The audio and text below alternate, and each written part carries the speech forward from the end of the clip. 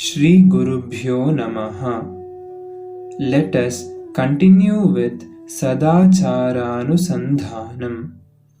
In this verse, Acharya speaks about Agnihotra. Atmanisvaprakāśāgnau cittamekāhutim kṣipet Agnihotri savigñeyaschetara namadhārakaha. One should offer the mind as a single oblation in the self-effulgent fire of the self. Such a person is recognized as a performer of Agnihotra, and all other performers are only for namesake. The inert cannot function on its own. It needs a sentient to enliven it. Those sentients that factor behind the entire inert world and all the actions are called the presiding deities, Devatas. For example, the presiding deity of the mind is the moon. These presiding deities have been blessing all our actions. It is because of them that the eyes can see and the ears can hear. We thus invoke their extra blessings through worship, Upasana. One of the powerful forms of Upasana is the daily Agnihotra, Homa. Fire is the vehicle that carries our offerings to the presiding deity that is worshipped. Fire is kindled in the fire altar, Homakunda. Special wood of sacred trees and plants are used. Ghee is offered into the fire along with various herbs, aushadhi, and grains, dhanya.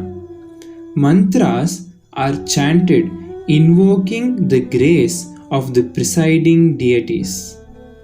The gross aspect of the offering, Ahuti, burns to become the holy ash.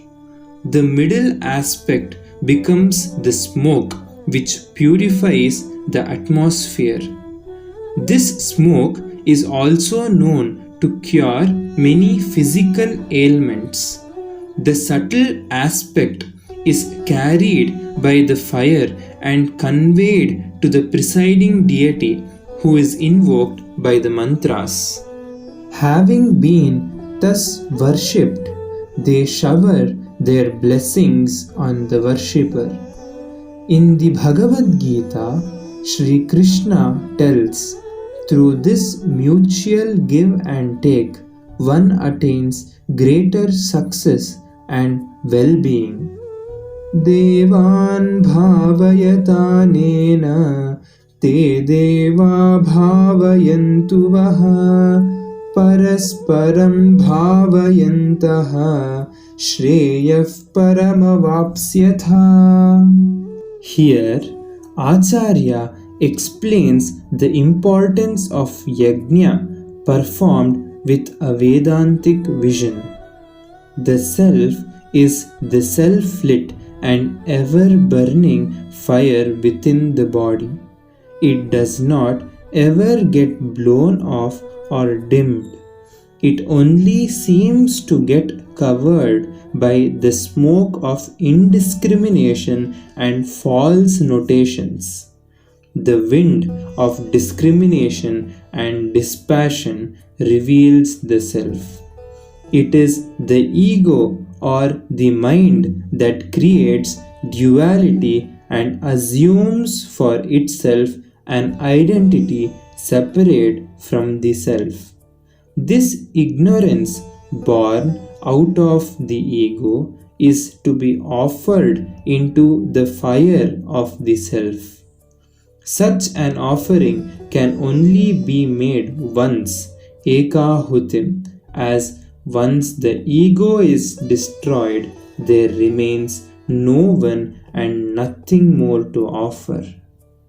The wise call such a person who has burnt all his actions, vasanas, and ego in the fire of self knowledge as a realized one. Jnanagni dagdha karmanam tamahu panditam buddhaha.